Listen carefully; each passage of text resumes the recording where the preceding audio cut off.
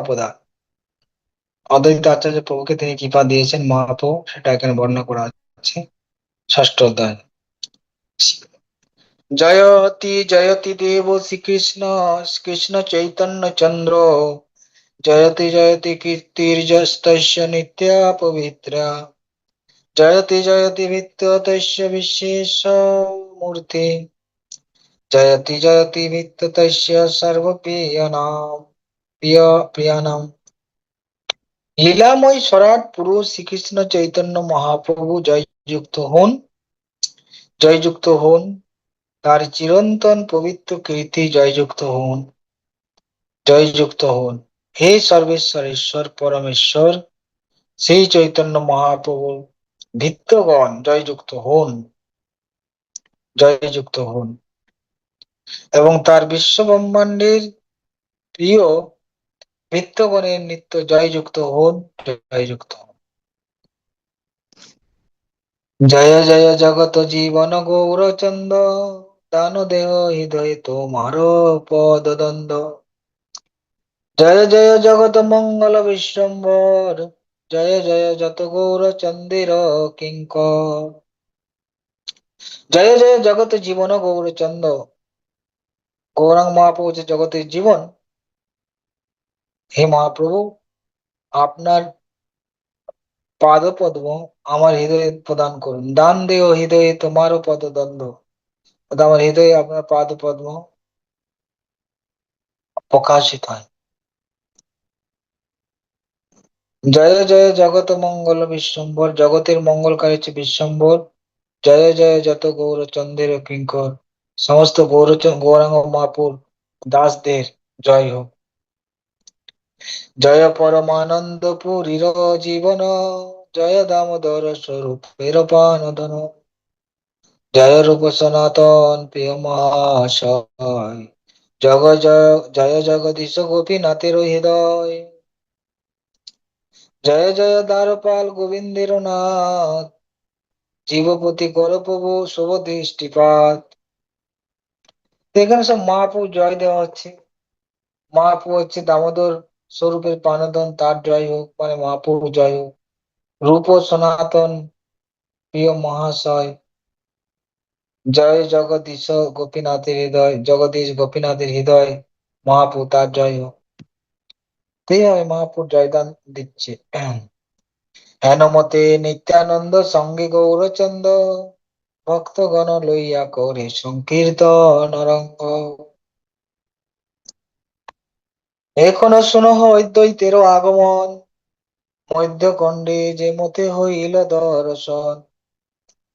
একদিন মহাপ্রভু ঈশ্বর আবেশে, রামায়ের আজ্ঞা করিলেন পূর্ণ রসে। চলো রামাই তুমি অদ্বৈতের বাস, তার স্থানে কহ গিয়া আমারও প্রকাশ। যার লাগি করিলা বিস্তর আরাধন, যার লাগি করিয়াছ বিস্তর কন্দন, যার লাগি করিলা বিস্তর উপবাস, সেই প্রভু আমি আসি হইলা প্রকাশ। তো মহাপ্রভু কি করছেন, তিনি নবদ্বীপে মায়াপুরে তার ভাব প্রকাশ করছেন। গয়া থেকে ফিরে এসেছেন, তখন তার মধ্যে দিব্য ভাব সেই জাগরণ হয়েছে। আর এদিকে মা তবে নিত্যানন্দ প্রভু এসেছেন, নিত্যানন্দ প্রভুর মিলন হলো। এখন অদ্বৈত প্রভু নেই, অদ্বৈত আচার্য এখন কোথায়, শান্তিপুরে বসে আছে। সেখানে তিনি আছেন এই জন্য যে মহাপ্রভু তাকে বুঝতে পারে কিনা, তাকে ডাকে কিনা, এই ভাবনা নিয়ে সে বসে আছে। তাই একদিন মহাপ্রভু তিনি তার ভাবে বিভাবিত হয়েছেন ভগবত স্বরূপে, ঈশ্বর আবেশ। তখন তিনি রামায় পণ্ডিত, মানে শিবাস ঠাকুরের ভাই, তাকে বললেন যে তুমি যাও এখন শান্তিপুরে, শান্তিপুরে গিয়ে অদ্বৈতের কাছে বলো যে তুমি যার জন্য এত আরাধনা করেছো, যার জন্য তুমি অনেক কান্না করেছো, যার জন্য অনেক উপবাস করেছো, সেই প্রভু এখন প্রকাশিত হয়েছে। এটা গিয়ে বলো কাকে, অদ্বৈত আচার্য। তো অদ্বৈত আচার্য মহাপ্রভু, ভগবান যাতে মহাপ্রভু যাতে আসেন সেই জন্য তিনি গঙ্গা জল এবং তুলসী পত্র দ্বারা শালগ্রাম শিলার পুজো করতেন এবং কান্না করতেন, ভগবানকে ডাকতেন। তাই তারই ডাকে মহাপু এসছে এবং মহাপু সেই কথা বলছেন, রামায়কে বলছে যে তাকে ডেকে নিয়ে আস। ভক্তি যোগ বিলাইতে তারও আগমন, আপনে আসিয়া ঝাট কর বিবর্তন, নির্জনে কহিও নিত্যানন্দ আগমন, যে কিছু দেখিলা তারি কহিও কথন, আমার পূজার সর্ব উপহার লইয়া ঝাট আসিবারে বল স্বস্তিক হইয়া। তো তাকে বলো যে তুমি কেন এসছো না ভক্তিযোগ বিতরণ করার জন্য, তাই তুমি এখানে তাড়াতাড়ি আসো, এসে এই ভক্তিযোগ বিতরণ করো। আর তুমি তাকে গোপনে বলবে নিত্যানন্দ প্রভু এসছে। আর এটাও তুমি তাকে বলবে যে আমার পূজা করার জন্য উপকরণ যেন তার পত্নী সহ নিয়ে আসে, তার পত্নীও আসুক, পূজার উপকরণ নিয়ে আসুক। মহাপ্রভু পুজো করার জন্য উপকরণ নিজে মহাপ্রভু বলছে। তার মানে মহাপ্রভু এখন তার ঈশ্বর ভাবে আছে, ঈশ্বর স্বরূপ। কখন তিনি ঈশ্বর স্বরূপে থাকেন, কোন ভক্ত ভাবে থাকেন। যখন ভক্ত হয়ে থাকেন তখন তিনি দৈন্যতা প্রকাশ করেন, কারো চরণে ধরে নেবে, সকলে পায়ে হাত দেবে। আর কখন কোন ঈশ্বর প্রভাব যখন স্বরূপে আসে, তখন তিনি ভগবত স্বরূপে তখন কৃপা করেন ভক্তদের। তাদের ভক্তরা তার পুজো করে, আরাধনা করে, অভিষেক করে। তেই স্বরূপে এখন এসেছেন, তার জন্য তিনি বলছেন তার পুজোর ব্যবস্থাও করতে বলছেন। শিবাস অনুজ রাম আজ্ঞা শিরে করি ধরি, সেই কনে চলিলা সংহরি হরি হরি, আনন্দে বিহল পদ না জানে রামায়, শ্রী চৈতন্য আজ্ঞা লই গেলা সেইটাই, আচার্যের নমস্করি রামায় পণ্ডিত, কইতে না পারে কথা আনন্দে পূর্ণিত, সর্বজ্ঞ অদ্বৈত ভক্তি যোগের প্রভাবে, আইল প্রভুর আজ্ঞা জানিয়া আছে আগে। রামাই পণ্ডিত, যিনি হচ্ছেন শ্রীবাস ঠাকুরের ভাই, এই মহাপুর আজ্ঞা নিয়ে মহাপুর চিন্তা করতে করতে তিনি চললেন।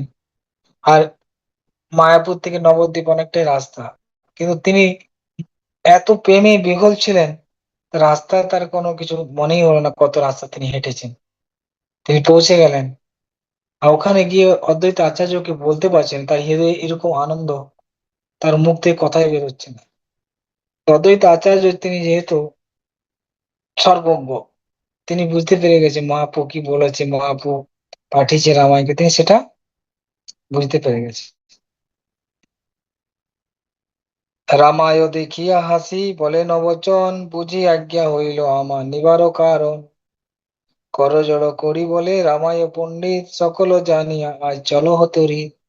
তো রামাই বলার আগেই অদ্বৈত আচার্য বলছেন যে, হেসে হেসে বলছেন, ও আমাকে এখন আজ্ঞা করেছে যাওয়ার জন্য, আদেশ দিয়েছে।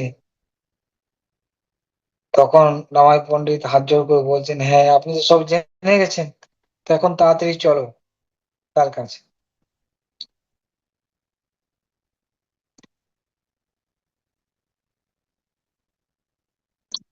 আনন্দে বিহল হইয়া আচার্য গোসাই, হেন নাই জানে দেহ আছে কোনটাই, কে বুঝে অদ্বৈতের চরিত্র গহন, জানিয়াও নানা মত কর এ কথন, কোথা বা গোসাই আইলো মানুষ ভিতরে, কোন শাস্ত্র বলে নদী আরো অবতরে।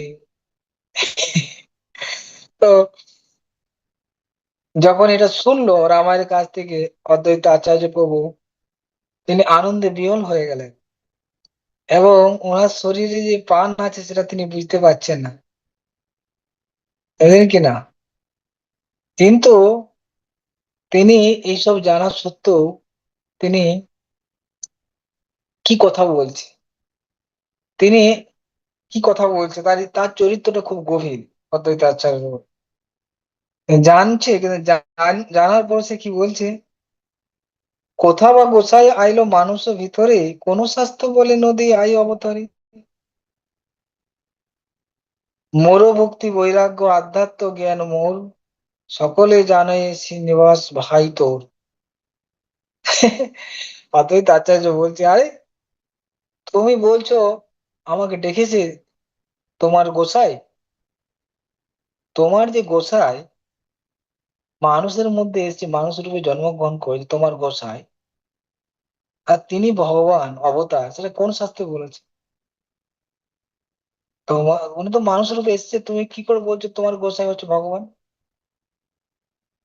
তারপরে বলছে, আরে আমার ভক্তি, আমার বৈরাগ্য, আমার জ্ঞান সবাই জানে, এবং তোমার ভাই সকল জানো, এই শ্রীনিবাস ভাই, তোমার ভাই শ্রীনিবাস, নিবাস মানে শ্রীনিবাস ঠাকুর, ও জানে আমার মধ্যে কত ভক্তি আছে, কত বৈরাগ্য আছে, কত আধ্যাত্ম জ্ঞান আছে। আর তুমি বলছো তোমার গোসাই ঠাকুর এসছে? কোথায় কোথায় শাস্ত্রে কি প্রমাণ আছে বলো? এরকম বলছি বাহ্যিক ভাবে। অদ্বৈতের চরিত্র রামাই ভালো জানে, উত্তর না করে কিছু হাসে মনে মনে। এই মতো অদ্বৈতের চরিত্র অগাধ, সুকৃতির ভালো দুষ্কৃতির কার্যবাদ। তো রামাই পণ্ডিত অদ্বৈতকে চেনে, অদ্বৈতের ভাবনা সব জানে, তার জন্য উনি কিছু বলছে না, উনি শুধু হাসছে। আর এইভাবে অদ্বৈত আচার্য চরিত্র হচ্ছে, এটা খুব অগাধ চরিত্র। বাহ্যিক ভাবে এরকম কথা বলছি, ভেতরে আবার কি ভাব। তাই সুকৃতির ভালো দুষ্কৃতির কার্যবাদ। তো কেউ যদি এই অদ্বৈত আচার্য কথাটা বাহ্যিক ভাবে নিয়ে নেয়, দুষ্কৃতকারী লোক হয়, তো তাহলে তার কি হবে? ও ও মহাপ্রভু কি এখানে অদ্বৈত আচার্য বলেছে, উনি কে ভগবান? তো উনি কোথায় লেখা আছে শাস্ত্রে? ওটা যদি নিয়ে নেয় তাহলে তার প্রবলেম। কিন্তু যে ভক্ত, তার সে বুঝতে পারবে অদ্বৈত কি জন্য, কি সেন্সে কথা বলছে। তার জন্য রামাই বুঝতে পেরেছে, রামাই হাসছে, রামাই বুঝতে পেরে হাসছে। তনু বলে, কহ কহ রামায় পণ্ডিত, কি কারণে তোমারও গমন আচম্বিত? বুঝিলেন আচার্য হইলা শান্তচিত, তখনও কান্দিয়া কহে রামায় পণ্ডিত। যার লাগে করিয়াছ বিস্তর কন্দন, যার লাগে করিলা বিস্তর আরাধন, যার লাগি করিলা বিস্তর উপবাস, সে প্রভু তোমারে আসি হইলা প্রকাশ। তো তখন একটু পরে অদ্বৈত আচার্য প্রভু তিনি একটু শান্ত হয়েছে। তো তখন জিজ্ঞাসা করছে যে তুমি কেন এসছো বলো। তো তখন বললেন যে তুমি যার জন্য কান্না করেছো, যার জন্য আরাধনা করেছো, যার বিস্তর জন্য বিস্তর উপবাস করেছো, সেই প্রভু এখন এসে গেছে। ভক্তি যোগ বিলাইতে তারও আগমন, তোমার সে আজ্ঞা করিবারে বিবর্তন। সরঙ্গ পূজার বিধি যজ্ঞ সহ্য লইয়া, প্রভুর আজ্ঞায় চলো স্বস্তিক হইয়া। নিত্যানন্দ স্বরূপের হইল আগমন, প্রভুর দ্বিতীয় দেহ তোমার জীবন। তুমি সে জানো, তুমি সে জানো হতারে, মুই কি কহিমু, ভাগ্য থাকে মোর তবে একত্র দেখিমু। তারপরে বললেন, মহাপ্রভু বলেছে তুমি ভক্তিযোগ বিতরণ করার জন্য এসছো, তাই তুমি চলো এবং ভক্তিযোগ বিতরণ করো। আর ষড়ঙ্গ পূজার বিধি সাজসজ্জা নিয়ে চলো সস্ত্রীক। হ্যাঁ, আর নিত্যানন্দ প্রভু এসছেন, আর নিত্যানন্দ প্রভু মহাপ্রভু দ্বিতীয় দেহ, আর তোমারও জীবন। সেইবারে তুমি জানো আমি কি বলবো। তা আমার যদি ভাগ্য থাকে তোমাদের একসাথে দেখবো, নিত্যানন্দ প্রভুকে, অদ্বৈত আপনাকে একসাথে। রামায়ের মুখে যবে এতে করে শুনিলা, তখন এ তুলিয়া বাহু কান্দিতে লাগিলা। কান্দিয়া হইলা মূর্ছা আনন্দ সহিত, দেখিয়া সকল গণ হইলা বিস্মিত। হ্যাঁ, তখন অদ্বৈত আচার্য শুনেছে এরকম কথা, তখন তিনি হাত তুলে কান্না করতে শুরু করে দিলেন। আর কান্না করতে করতে মূর্ছা চলে গেলেন। কেন? না, উনি যার জন্য এত তপস্যা করেছিলেন, এত পূজা করেছেন, সেই প্রভু এসে গেছে এখন। তার জন্য তার আনন্দ এত, তার আনন্দে এত আনন্দ, তিনি কান্না করছে, মূর্ছাপ্রাপ্ত হয়ে গেছে। আর ওনার যারা পরিবারের লোক, তারা দেখে তারা সব বিস্মিত হয়ে গেল। ক্ষণেকে পাইয়া বাহ্য করিয়ে হুঙ্কর হুঙ্কার, আনিলু আনিলু বলে প্রভু আপনার। মোর লাগে প্রভু আইলা বৈকুণ্ঠ ছাড়িয়া, এত বলি কাঁদে প্রভু ভূমিতে পড়িয়া। তখন অদ্বৈত আচার্য প্রভু যখন তার বাহ্য জ্ঞান এলো, আবার হুঙ্কার করছে, আনিলু আনিলু, আমি আমার প্রভুকে আনতে পেরেছি, আমার জন্য তিনি বৈকুণ্ঠ ছেড়ে এখানে এসে গেছে। এই বলে তিনি আবার কান্না করতে শুরু করে দিলেন। অদ্বৈত গিহিনী পতিব্রতা জগৎ মাতা, প্রভুর প্রকাশে শুনি কাঁদে আনন্দিতা। অদ্বৈতের তনয় অচ্যুতানন্দ নাম, পরম বালক সেহ কাঁদে অবিরাম। অদ্বৈত আচার্য যখন বলছেন এরকম আমার প্রভুকে আনতে পেরেছি, তখন সীতা মাতা তিনিও কান্না করছেন। সীতা মাতা কান্না করছেন, এবং তার যে অদ্বৈত আচার্য ছেলে আহ অচ্যুতানন্দ, তিনি কান্না করছেন, যে বাচ্চার ছেলে সেও কান্না করছে, তিনি পরম ভক্ত ছিল।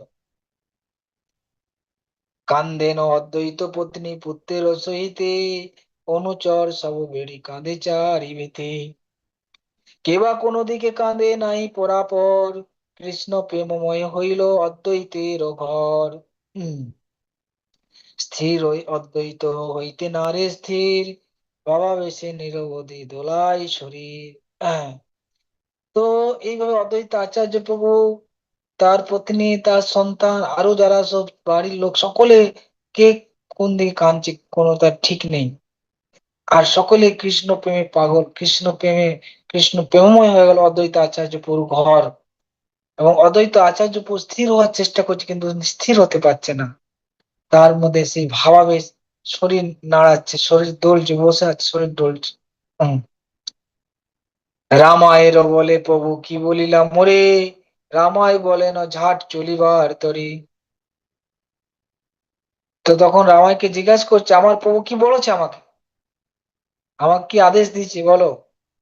বলছে ঝাট চলিবার তরি, মানে তাড়াতাড়ি চলো, এবং তাড়াতাড়ি যেতে বলছে। অদ্বৈতে বলে শোনো, অদ্বৈত বলে শোনো রামায় পণ্ডিত, মোর প্রভু হন তবে মহারপতি। আপন ঐশ্বর্য যদি মহারে দেখায়, শ্রীচরণ তুলি দেয় মহার মাথায়, তবে সে জানিব মোর হয় পাননাথ, সত্য সত্য এই মই কইল তোমার। তো বলছে, হে রামায়, তুমি বলছো আমার প্রভু এসছে, কিন্তু আমার প্রভু যদি তিনি হন, তো তাহলে আমি কিন্তু তার পরীক্ষা নেব। কি পরীক্ষা? না আমাকে তার ঐশ্বর্য দেখাবে। কি ঐশ্বর্য দেখাবে? না আমার মাথাতে তার চরণ তুলে দেবে, তবে আমি বুঝতে পারবো যে উনি হচ্ছে আমার পাননা। ঠিক আছে। তখন রামাই বলছেন, রামাই বলেন প্রভু মুই কি কহিমু, যদি মোর ভাগ্যে থাকে নয়নে দেখিমু, যে তোমার ইচ্ছা প্রভু সেই তো তাহার, তোমারও নিমিত্ত প্রভু এই অবতার। তো রামাই পণ্ডিত বলছে, আমি আর কি বলবো, আমার যদি ভাগ্য থাকে আমি দেখবো যে আপনার মাথাতে মহাপ্রভু চরণ দিয়েছেন। আর আপনার যেটা ভাবনা সেটা তিনিও জানেন, আপনার আপনার হৃদয়ের মধ্যে পার্থক্য নেই। আপনার জন্যই উনি এসেছেন। হ্যাঁ, আপনার জন্য উনি, আপনার নিমিত্তেই তিনি অবতার নিয়েছেন। হইলা অদ্বৈত তুষ্ট রামের বচনে, শুভযাত্রা উদ্যোগ করিলা ততক্ষণে। পত্নীরে বলিলা ঝাট হও সাবধান, লইয়া পূজার সহ্য চলো আগুয়ান। পতিব্রতা সেই চৈতন্যের তত্ত্ব জানে, গন্ধমাল্য ধূপ বস্ত্র আশেষ বিধানে। ক্ষীর দধি শরণনী কর্পূর তাম্বুল, লইয়া চলিল যত সব অনুকূল। তখন অদ্বৈত আচার্য বললেন যে, হ্যাঁ, তার পত্নীকে, এই তাড়াতাড়ি করো, তাড়াতাড়ি সব পূজার উপকরণ সাজিয়ে চলো। তো ওনার পত্নী, তিনি হচ্ছেন পতিব্রতা, এবং তিনি সবকিছু জানেন কি কি নিতে হবে। তাই গন্ধ, মালা, ধূপ, বস্ত্র, ক্ষীর, দধি, সর, ননি, কর্পূর, তাম্বুল, এইসব যা কিছু আর পূজার উপকরণ, কিছু খাদ্যদ্রব্য, ভোগ, সব তিনি নিয়ে চললেন। সপত্নীকে চলিলা অদ্বৈত মহাপ্রভু, রামায়ণ নিষেধে ইয়া না কইবা কবু। না আইলা আচার্য তুমি বলিবা বচন, দেখি মোর প্রভু তবে কি বলে তখন। অদ্বৈত আচার্য ওনার পত্নী রামায় সব জিনিসপত্র নিয়ে যাচ্ছে নবদ্বীপ মায়াপুরে। কিন্তু অদ্বৈত বলছে, তুমি মহাপ্রভুকে বলবে না আমরা এসেছি, তুমি বলবে অদ্বৈত আসেনি, অদ্বৈত আচার্য আসেনি, দেখি কি বলে। ঠিক আছে, কিছু বলবে না, আমি আসছি বলে।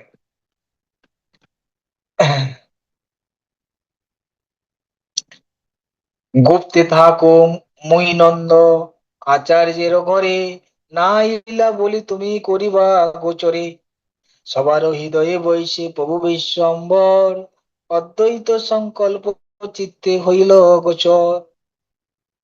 আচার্যের আগমন জানিয়া আপনে, ঠাকুর পণ্ডিত গৃহে চলিলা তখনই, প্রায় যত চৈতন্যের নিজ ভক্তগণ, প্রভুর ইচ্ছায় সব মিলিলা তখন। তো এখন অদ্বৈত আচার্য বললো, আমি নন্দন আচার্য গিয়ে থাকবো, আর তুমি তাকে বলবে যে আমি আসিনি। এদিকে মহাপ্রভু তিনি সব জানেন, তিনি বুঝতে পারছেন অদ্বৈত এসে গেছে। তাই তিনি শ্রীবাস ঠাকুরের ঘরে গেলেন তার গৃহ থেকে, এবং মহাপ্রভুর সাথে সাথে তার পার্ষদরাও তার সাথে সাথে চলে গেল শ্রীবাস ঠাকুরে গিয়ে। কারণ মহাপ্রভু সব লীলা শ্রীবাস ঠাকুরে গিয়ে করতে।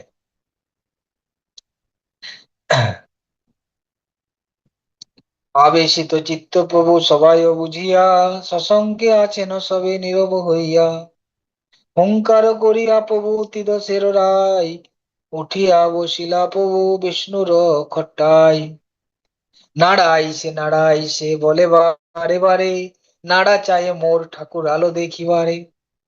তো মহাপ্রভু আবার আবিষ্ট হয়ে গেলেন, আবিষ্ট হয়ে খাটের মধ্যে যেখানে বিষ্ণু, মানে খাট যেখানে ভগবানকে রাখেন, অর্থাৎ শালগ্রাম ছিল, ওখানে ভগবান মহাপ্রভু চড়ে বসছে।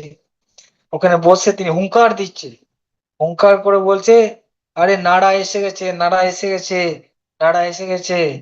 আরে নাড়া আমার ঠাকুরাল দেখতে চাইছি, আমার ঠাকুরাল দেখতে চাইছে, আমার ঐশ্বর্য দেখতে চাইছে। নিত্যানন্দ জানে সব প্রভুর ইঙ্গিত, বুঝিয়া মস্তকে ছত্র ধরিলা তরিত, গদাধর বুঝি দেখে, গদাধর বুঝি দেয় কর্পূর তাম্বুল, সর্বজনে করে সেবা যেন অনুকূল। তো নিত্যানন্দ প্রভু বুঝতে পেরেছেন যে মহাপুর আবেশ এসছে, আর উনি ছাতা ধরেছেন। নিত্যানন্দ কি করে ছাতা, আর নিত্যানন্দ কি করে, তিনি অনন্ত, অনন্ত রূপে তিনি ছাতা ধরে থাকেন সব সময়। তাই উনি ছত্র ধরছেন এখানে। আর গদাধর তিনি কি করছেন, মহাপ্রভুকে পান দিচ্ছেন কর্পূরের সাথে।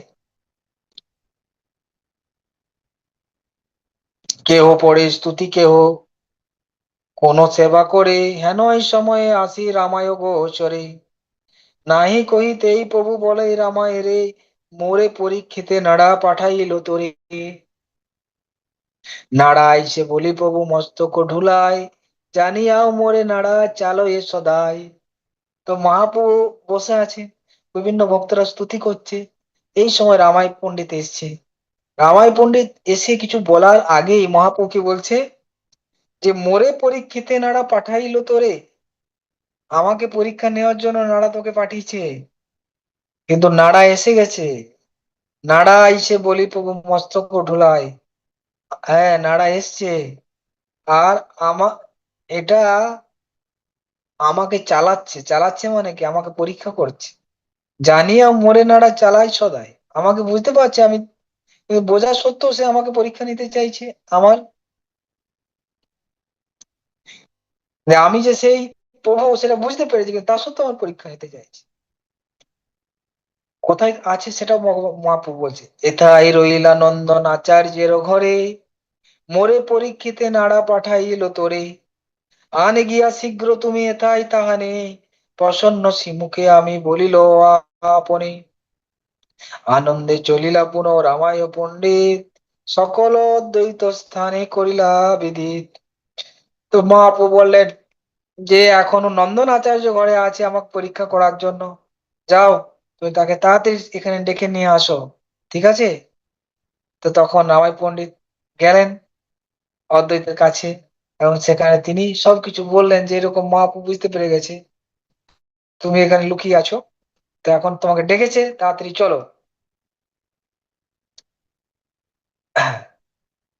শুনিয়া আনন্দে ভাসে অদ্বৈত আচার্য, আইলা প্রভুর স্থানে সিদ্ধ হইল কার্য। দূরে তাকে দণ্ডবত করিতে করিতে, শস্ত্রীকে আইল স্তব পড়িতে পড়িতে। পাইয়া নির্ভয় পদ আইলা সম্মুখে, নিখিল ব্রহ্মাণ্ডে অপরূপ বেশ দেখে। তো তখন অদ্বৈত আচার্য এলেন।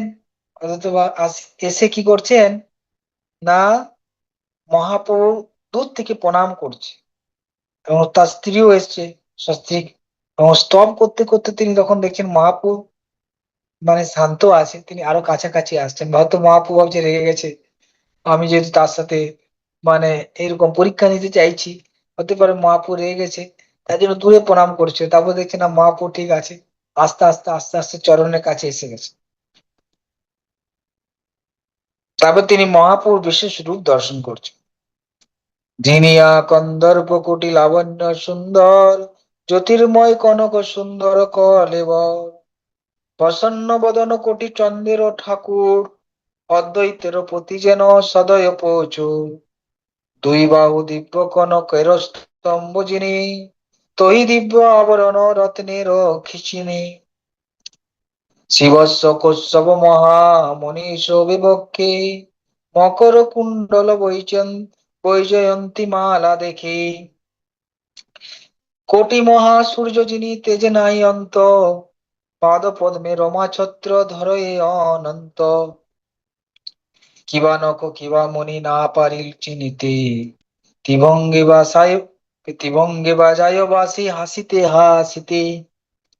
তো যখন অদ্বৈত আচার্য এসছে প্রণাম করছেন, তখন তিনি মহাপ্রভু দেখছেন কন্দর্প কোটি কোটি কোটি কামদেবকে সৌন্দর্যকে পরাস্ত করে, এবং জ্যোতির্ময় রূপ, এবং তার রূপ হচ্ছে সোনার মতো, সোনার গায়ের বর্ণ, এবং তিনি অদ্বৈত আচার্যের প্রতি খুব প্রসন্ন। তার বাহু হচ্ছে কিরকম, মহাপ্রভু বাহু হচ্ছে কিরকম, যেন সোনার স্তম্ভ, এবং সেই বাহুর মধ্যে বিভিন্ন আভরণ, বিভিন্ন রকম অলংকার রয়েছে। বক্ষে শিবস্ব, গলায় কৌস্তব মণি, কানের মধ্যে মকর কুণ্ডল, কানে মকর কুণ্ডল, গলায় বৈজয়ন্তী মালা, কোটি কোটি সূর্যের জ্যোতি তার শরীর থেকে বেরোচ্ছে, এবং রমা লক্ষ্মী দেবী মহাপ্রভু পাদপদ্মে সেবা করছে, এবং অনন্ত তার মস্তকে ছত্র ধারণ করেছে। তার নখ কিরকম, নখ মণির মতো, অনেক সময় বলা হয় চন্দ্র, কোটি কোটি চন্দ্রের আভা নখের থেকে বিকশিত হচ্ছে। এবং তিনি দেখছেন ত্রিভঙ্গে বাজায় বাঁশি হাসিতে হাসিতে, এবং তিনি কৃষ্ণ রূপে দেখলেন বাঁশি বাজাচ্ছে হাসতে হাসতে। কিবা প্রভু কিবা গণ কিবা অলংকার, জ্যোতির্ময় বই কিছু নাই রে সে আর। দেখে পড়িয়াছি চারি পঞ্চ ছয় মুখ, মহাবয় স্তুতি করে নারদাদি সুখ। তো তখন দেখলো যে চারিদিকে পুরো জ্যোতির্ময়, এবং সেখানে চারিমুখ ব্রহ্মা আদি সবাই, পঞ্চমুখ শিব আদি সকলে তার স্তুতি করছে। নারদ সুখ তারা সকলে স্তুতি করছে ভগবান।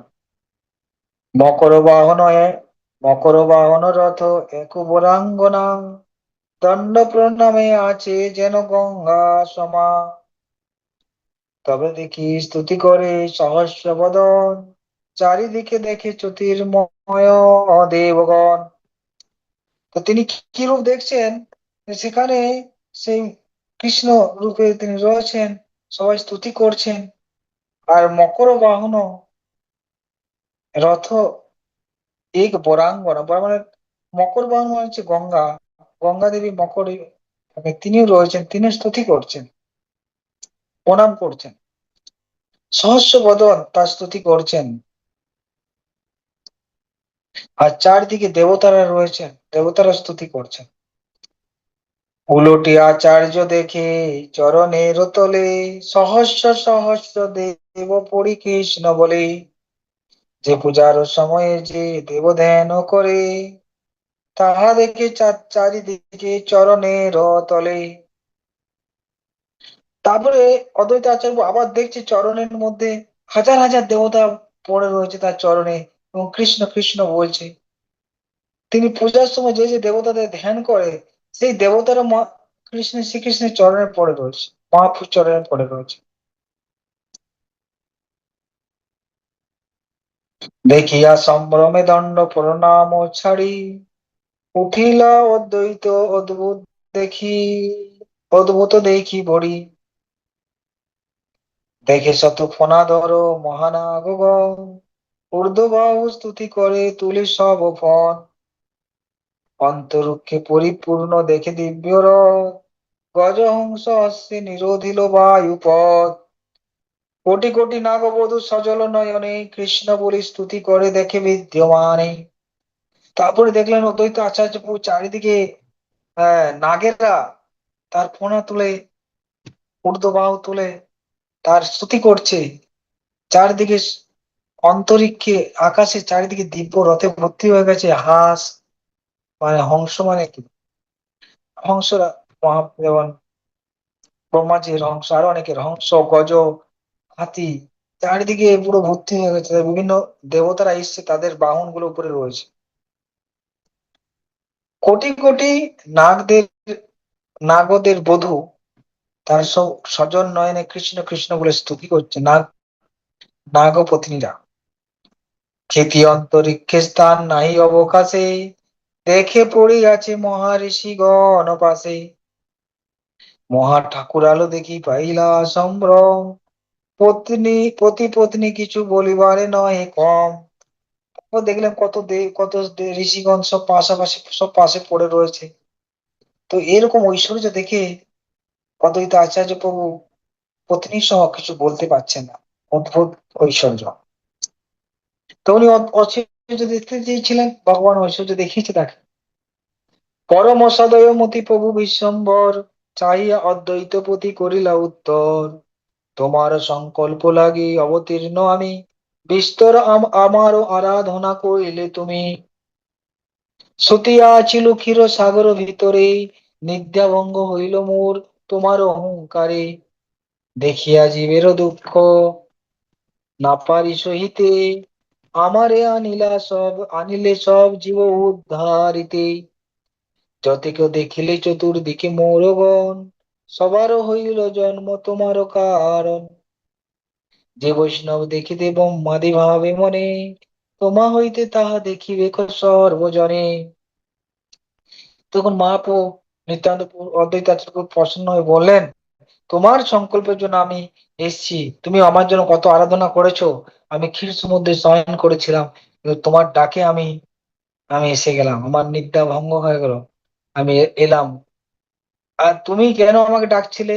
না, এই জীবের দুঃখ দেখতে পাচ্ছিলে না, তার জন্য তুমি আমাকে ডেকে নিয়ে এসছো। তো এখন এই জীব উদ্ধার করার জন্য আমি এসেছি, এবং তুমি যত আমার ভক্তদের দেখলে, পার্শ্বদের দেখলে, এরা তোমার জন্যই জগতে আমার সাথে লীলা করার জন্য তারা প্রকাশিত হয়েছে। আর তাদের দর্শন পাবো সৌভাগ্যের বিষয়। ব্রহ্মাদিরাও এই বৈষ্ণবদের দেখতে ইচ্ছা করে, কিন্তু এখন সেই বৈষ্ণবরা সবাই দেখতে পাবে। নবদ্বীপে আদি সব জায়গায় বৈষ্ণবদের দর্শন করতে পারবে। ব্রহ্মাদের যারা দর্শন করা দুর্লভ, সেই বৈষ্ণবদের সবাই দর্শন করতে পারবে। এতে প্রভুর বাক্য অদ্বৈত শুনিয়া, ঊর্ধ্ববাহু করি কাঁদে স্বস্তিক হইয়া। আজি সে সফল মোর দিন পরকাশ, আজি সে সফল হইল যত বিলাস। আজি মোর জন্ম কর্ম সকল সফল, সাক্ষাতে দেখুল চোর চরণ যুগল। ঘষে মাত্র চারি বেদে চারি নাই দেখে, হেন তুমি মোর লাগি হইলা পর থেকে। তো বললেন অদ্বৈত আচার্য স্বস্তি, কান্না করছে দুবাহু তুলে, এবং বললো আজ আমার দিন সফল হলো, কেন আজ আপনি প্রকাশিত হয়েছেন। আমার যে মনে যত বিলাস ছিল সেই বিলাস সব পূর্ণ হলো। আমার জন্ম কর্ম সব সফল হয়ে গেল আপনার এই চরণ যুগল দর্শন করার মাধ্যমে। আপনার গুণগান সমস্ত বেদে বলে, কিন্তু আপনাকে দেখতে পারে না, কিন্তু আপনি আজকে প্রকাশিত হলেন এখানে। মোর কিছু শক্তি নাই তোমারও করুণা, তোমা বই জীব উদ্ধারিব কোন জনা। বলিতে বলিতে প্রেমে ভাসেন আচার্য, প্রভু বলে আমার পূজার কর কার্য। পাইয়া প্রভুর আজ্ঞা পরম হরিষে, চৈতন্য চরণ পূজে অশেষে বিশেষে। তো তখন বললেন যে, মহাপ্রভুকে বলছেন যে আপনি যে এসছেন, আপনি জীবকে উদ্ধার করতে পারেন, আর কি করতে পারে। তো তখন মহাপ্রভু বলে আমার পূজার ব্যবস্থা কর। তখন অদ্বৈত আচার্য পূজার ব্যবস্থা করছেন। প্রথমে চরণ দুই সুবাসিত জলে, শেষে গন্ধে পরিপূর্ণ পাদ পদ্মে ঢালে।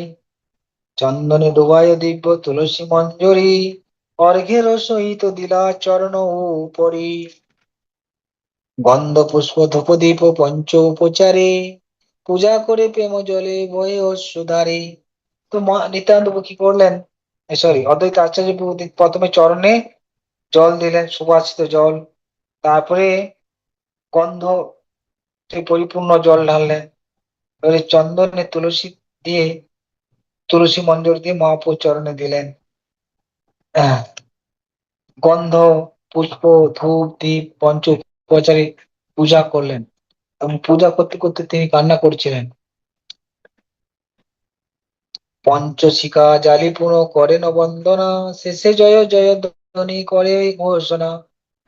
করিয়া চরণ পূজা ষোড়শ উপচারে, আর বার দিল মল্য বস্ত্র অলঙ্কারে।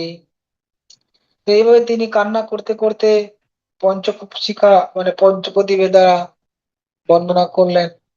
তারপর তিনি ষোড়শ উপচারে পূজা করলেন। হ্যাঁ, তারপরে দিব্য মালা বস্ত্র দিলেন। শাস্ত্র দৃষ্টি পূজা করি পটল বিধানে, এই শ্লোক পড়ি করে দণ্ড পর নামে। তারপরে পটল বিধান তিনি পূজা করলেন, শাস্ত্রে অনেক বিধানে তিনি পূজা করেছেন। তারপর তিনি একটা শ্লোক পড়েছেন, নমো ব্রাহ্মণ দেবায় গো ব্রাহ্মণ হিতায় চ, জগদ্ধিতায় কৃষ্ণায় গোবিন্দায় নমো নমঃ। এই শ্লোক পড়ি আগে নমস্কার করি, শেষে স্তুতি করে নানা শাস্ত্র ও অনুসারী। এই শ্লোক পড়ে তিনি এখন ভগবানের স্তুতি করছেন। জয় জয় সর্বপ্রাণনাথ বিশ্বম্বর, জয় জয় গৌরচন্দ্র করুণা সাগর, জয় জয় ভকত বচন সত্যকারী, জয় জয় মহাপ্রভু মহাবতারী, জয় জয় সিন্ধু সুতা রূপ মনোরম, জয় জয় শিবস্য কৌশব বিভূষণ, জয় জয় হরে কৃষ্ণ মন্ত্রের প্রকাশ, জয় জয় নিজ ভক্তি গহন বিলাস, জয় জয় মহাপ্রভু অনন্ত শয়ন, জয় জয় জয় সর্বজীবের শরণ। তুমি বিষ্ণু তুমি কৃষ্ণ তুমি নারায়ণ, তুমি মৎস্য তুমি কুর্ম তুমি সনাতন, তুমি সে বরাহ প্রভু তুমি সে বামন, তুমি করো যুগে যুগে বেদের পালন। তুমি রক্ষ কুলহন্তা জানকী জীবন, তুমি গুহ বরদাতা অহল্যা মোচন, তুমি সে প্রহ্লাদ লাগি কইলে অবতার, হিরণ্যবধিয়া নরসিংহ নাম যার। সর্বদেব চূড়ামণি তুমি দ্বিজ রায়, তুমি সে ভোজন কর নীলাচল মাঝ। তোমার সে চারি বেদে বলে অন্বেষিয়া, তুমি এথা আসি রইয়াছ লুকাইয়া। তো অদ্বৈত আচার্য সব স্তুতি করছেন যে আপনি সব রাম, তিনি হচ্ছেন ব্রাহ্মণ পরশুরাম, মৎস্য কুর্ম সবকিছু আপনি, এবং আপনি নীলাচলে জগন্নাথ রূপে ভোজন করছেন। আপনি এখন সেই দ্বিজ চূড়ামণি, আপনি নরসিংহ। কিন্তু এখন সবাই তোমাকে খোঁজ করছে, চারটা বেদে আপনার খোঁজ করছে, কিন্তু আপনি এখানে লুকিয়ে আছেন, নবদ্বীপে প্রকাশিত হয়ে গেছে। লুকাইতে বড় প্রভু তুমি মহাবীর, ভক্ত জনে তোমা ধরি করো এবাহির। সংকীর্তন আরম্ভে তোমার অবতার, অনন্ত ব্রহ্মাণ্ডে তোমা বই নাই আর। তুমি সবার কাছে লুকিয়ে থাকো, কিন্তু ভক্তর কাছে লুকাতে পারবে না, ভক্তরা তোমাকে তোমাকে টেনে বের করছে। তাই তোমার এই যে অবতার, সংকীর্তন করার জন্য তোমার অবতার। অনন্ত ব্রহ্মাণ্ডে তোমা বই নাই আর, এই অনন্ত ব্রহ্মাণ্ডে তুমি ছাড়া আর কেউ সংকীর্তন প্রচার করে না। এই তোর দুইখানি চরণ কমল, ইহার যে ইহার সে রসে গৌরী শঙ্কর বিহল। এই সেই চরণ নমা সেবে একমনি, ইহার সে যশ গায় সহস্র বদনী। এই সেই চরণ ব্রহ্মা পুজো সদায়, শ্রুতি স্মৃতি পুরাণে ইহার যশ গায়। সত্য লোকে আক্রমিল এই সেই চরণে, বলি শির ধন্য হইল ইহার অর্পণে। এই সে চরণ হইতে গঙ্গা অবতার, শঙ্কর ধরিলা শ্রী মহাবেগ যার। তারপরে অদ্বৈত আচার্য মহাপুর চরণের বর্ণনা করছেন যে এই চরণ কমলের রসে হরগৌরী, গৌরী এবং শঙ্কর বিহল হয়ে গেছে। এই চরণে রমা লক্ষ্মী দেবী এক মনে সেবা করছে। সহস্রদেব যার যশ সহস্র অনন্ত শেষ, সহস্র বদনে যার গুণগান করছে। ব্রহ্মাজি এই চরণের পূজা করে, শ্রুতি স্মৃতি পুরাণের গান করছে। এই চরণ সত্যলোককে আক্রমণ করেছিল ব্রাহ্মণ রূপে, এবং এই চরণে বলির মাথায় অর্পণ করেছিলেন। এই চরণ থেকে গঙ্গা প্রকাশিত হয়েছে, আর এই চরণের পাদুদক শঙ্কর তার মাথায় ধারণ করেছে। কোটি বৃহস্পতি যিনি অদ্বৈতের বুদ্ধি, ভালো মতে জানে সেই চৈতন্যের শুদ্ধি। বর্ণিতে চরণ ভাসে নয়নের জলে, পড়িলা দিগল হই চরণের তলে। তো অদ্বৈত আচার্য বলছে কোটি কোটি বৃহস্পতির তার জ্ঞান আছে, তাই তিনি তার যে সব তো তিনি জানেন, সব মহাপুর তার লীলা জানেন। তাই ওই বর্ণনা করতে করতে তিনি সেই চরণের তলে পতিত হয়ে গেলেন। মহাপুর চরণ তলে তিনি অদ্বৈত আচার্য পতিত হয়ে গেলেন। সর্বভূত অন্তর্যামী শ্রী গৌরাঙ্গ রায়, চরণ তুলিয়া দিলা অদ্বৈত মাথায়। তো অদ্বৈত আচার্য কি বলেছিল, যে আমার মাথাতে যে চরণ তুলে দেয় তাহলে বুঝতে পারবো। তাই যখন তিনি চরণ তলে পড়লেন, তখন তিনি তার মাথাতে চরণ তুলে দিলেন। চরণ অর্পণ শিরে করিলা যখন, জয় জয় মহাধ্বনি হইল তখন। অপূর্ব দেখিয়া সবে হইলা বিহল, হরি হরি বলি সবে করে কোলাহল। গড়াগড়ি যায় কেহ মাল সাট মারে, কারো গলা ধরি কেহ কান্দে উচ্চস্বরে। স্বস্তিকে অদ্বৈত হইলা পূর্ণ মনোরথ, পাইয়া চরণ শ্রী পূর্ব অভিমত। অদ্বৈতের আজ্ঞা কইল প্রভু বিশ্বম্বর, আড়ে রানা আমারও কীর্তনে নিত্য কর। প্রভুর পাইয়া আজ্ঞা অদ্বৈত গোসাই, নানা ভক্তি যোগে নিত্য করে সেই ঠাই। তো এইভাবে যখন দেখলো অদ্বৈত আচার্য কৃপা পেয়েছে, সমস্ত বৈষ্ণবরা হরিধ্বনি দিচ্ছেন, একে অপরে আলিঙ্গন করছে, কেউ মানে লাফ মারছে, কেউ কারো গলা ধরে কান্না করছে। তো তখন মহাপ্রভু বলছে, আরে নাড়া, আমার কীর্তন তুমি নাচো। উঠিল কীর্তন ধ্বনি অতি মনোহর, নাচেন অদ্বৈত গৌরাচন্দ্রের গোচর। ক্ষণে বা বিশাল নাচে, ক্ষণে বা মধুর, ক্ষণে বা দর্শনে তিন ধরে প্রচুর। ক্ষণে ঘুরে ক্ষণে ঘরে ক্ষণে ঘুরে উঠে, ক্ষণে পড়ি গড়ি যায়, ক্ষণে ঘন শ্বাস ছাড়ি, ক্ষণে মূর্ছা পায়। তো অদ্বৈত আচার্য অদ্ভুত ভাবে নৃত্য করছে, কখনো খুব জোরে জোরে নাচছে, খুব আস্তে আস্তে নাচছে, কখনো দাঁতে ঘাস নিয়ে খুব করুণা দৈন্য প্রকাশ করছে, কখনো ঘুরছে চক্রের মতো, কখনো উঠছে, কখনো পড়ে যাচ্ছে, কখনো জোরে জোরে শ্বাস ছাড়ছে, কখনো মূর্ছা যাচ্ছে। যে কীর্তন যখন শুনোয় যেই হয়, একভাবে স্থির নয় আনন্দে না জয়। অবশেষে আসি সবে রহে দাস্য ভাবে, বুঝানো না যায় সেই অচিন্ত প্রভাবে। ধাইয়া ধাইয়া যায় ঠাকুরের পাশে, নিত্যানন্দ দেখিয়া ভকুটি করি হাসি। হাসি বলে ভালো হইলে আইলা নিতাই, এতদিন তোমারও না গালি নাহি পাই। যাইবে কোথায় আজি রাখিব বান্ধিয়া, ক্ষণে বলে প্রভু ক্ষণে বলে মা তালিয়া। তো তখন মা নিত্যানন্দ প্রভু অদ্বৈত আচার্য প্রভু কখনো হাসছে নাচছে, কখনো মহাপ্রভুর কাছাকাছি যাচ্ছে, আর কখনো নিত্যানন্দ প্রতি তাকাচ্ছে, নিত্যানন্দ প্রতি ভ্রুকুটি করেন, হয়তো ভ্রু তুলে এরকম তাকাচ্ছে। তার বলছে ভালোই হয়েছে, অনেকদিন পর তোমার নাগাল পেয়েছি, ঠিক না? এখন তুমি কোথায় যাবে, তোমাকে এখন বেঁধে রাখবো। ক্ষণে বলে প্রভু, ক্ষণে বলে মা তালিয়া, যাইবে কোথায় আজি রাখিব বাঁধিয়া। অদ্বৈত চরিত্রে হাসে নিত্যানন্দ রায়, এক মূর্তি দুই ভাগ কৃষ্ণের লীলায়। পূর্বে বলিয়াছি নিত্যানন্দ নানা রূপে, চৈতন্যের সেবা করে অসেক কৌতুকে। তো অদ্বৈত আচার্য দেখে নিত্যানন্দ প্রভু হাসছে, যদিও একই স্বরূপ, তারা দুই রূপে রয়েছে, তারা কৃষ্ণের লীলাতে সাহায্য করছেন। কোন রূপে কহে, কোন রূপে করে ধ্যান, কোন রূপে ছত্র সজ্জা, কোন রূপে গান। নিত্যানন্দ অদ্বৈতে অভেদ করি জানো, এই অবতারে জানে যত ভাগ্যবান। যে কিছু কইল কলহ লীলা দেখো দোহার, সেই সব অচিন্ত রঙ্গ ঈশ্বর ব্যবহার। তাই অদ্বৈত ও নিত্যানন্দের মধ্যে কোনো পার্থক্য নেই। যেমন নিত্যানন্দ প্রভু বিভিন্ন ভাবে বস্ত্র ছত্র রূপে ভগবানের সেবা করছেন, সেই রকমই অদ্বৈত এরকম সেবা করছে। কিন্তু এদের মধ্যে কখনো কখনো কলহ হয়, কিন্তু এটা হচ্ছে তার প্রেম কলহ। হ্যাঁ, এই দুইয়ের পিত যেন অনন্ত শঙ্কর, দুই কৃষ্ণ চৈতন্যের প্রিয় কলবর। যে না বুঝে দোহার কলহ পক্ষ ধরে, এক বন্দে আরো নিন্দে সেই জন মরে। অদ্বৈতের নিত্য দেখি বৈষ্ণব সকল, আনন্দ সাগরে মগ্ন হইল বিহল। তো কেউ যদি নিত্যানন্দকে নিন্দা করে, অদ্বৈতকে ভালোবাসে, কি অদ্বৈতের নিন্দা করে নিত্যানন্দকে করে, সেটা ভুল। এই দুজন হচ্ছে কি শঙ্কর আর অনন্ত। হুম।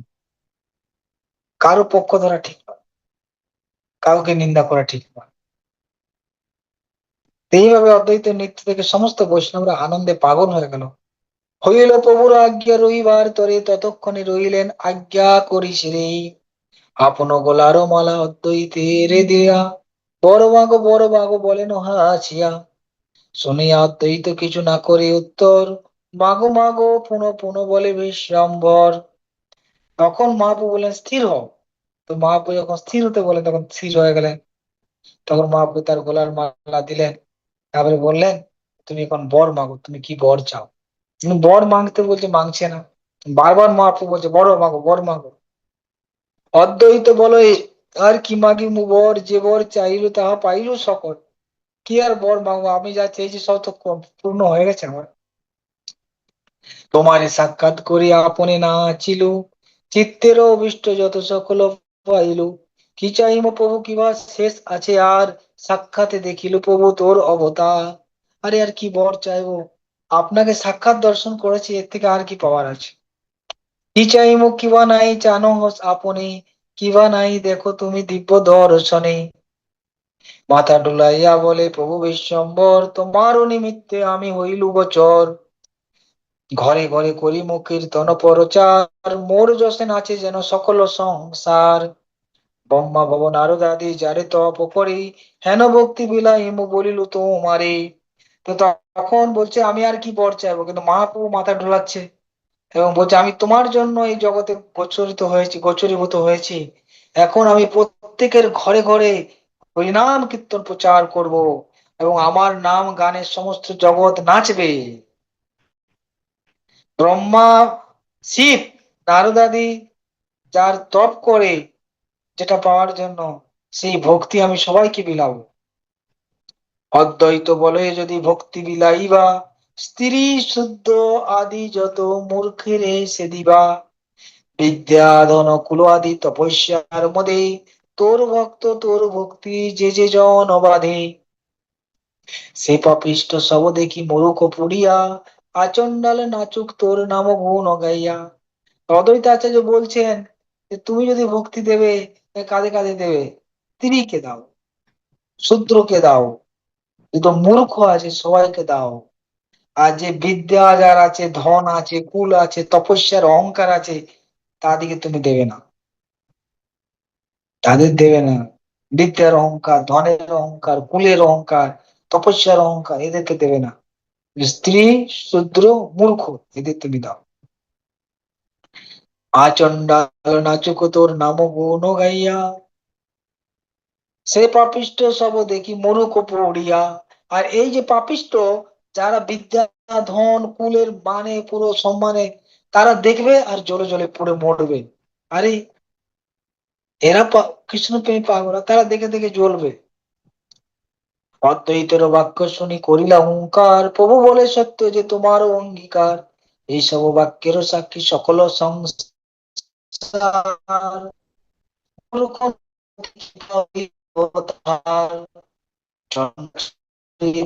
গুণগান পট্ট চক্রবর্তী সবে নিন্দা জানে। বুঝেছি কি? তো বলে তুমি যে কথা বলেছো, তোমার বাক্য হবে, তোমার বাক্য সত্য হবে, এটা আমি অঙ্গীকার করলাম, স্বীকার করলাম। এবং তোমার সাক্ষী সমস্ত জগৎ সংসার সবাই দেখতে পাবে, সকলে চন্ডাল আদি সকলে নাচবে গাইবে, কিন্তু ভট্ট মিশ্র চক্রবর্তী সবে নিন্দা জানে। তারাই ভক্তি নিন্দা করলো, তারা নিন্দা করলো। গন্তপরি মুন্ড মুড়ি কারো বুদ্ধিনাশ, নিত্যানন্দ নিন্দা করে যাইবে কোনাস। গ্রন্থ পড়ে, শাস্ত্র শাস্ত্র পড়ছে, মাথা মুন্ডন করেছে, কিন্তু বুদ্ধি নাশ হয়ে গেছে, নিত্যানন্দে নিন্দা করে না, নষ্ট হবে। অদ্বৈতের বলে প্রেম পাইল জগতে, এই সকল কথা কই মধ্যখণ্ড হইতে।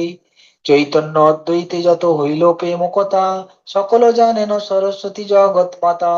সেই ভগবতী সর্বজনের জিভায়, অনন্ত হইয়া চৈতন্যের যশ গায়। সর্ব বৈষ্ণবের পায়ে মোর নমস্কার, ইথে অপরাধ কিছু নৌকো আমার। সস্ত্রীকে আনন্দ হইলা আচার্য গোসাই, অভিমত পায়ে রইলেন সেই ঠাই। তো এইভাবে মহাপ্রভু তার প্রেম বিতরণ করলেন, এবং অদ্বৈতের কিভাবে সমস্ত জগৎ সে প্রেম পেয়ে গেল, মহাপ্রভু স্বীকার করে নিয়েছে। তো এই লীলা, এই মহাপ্রভু তত্ত্ব সরস্বতী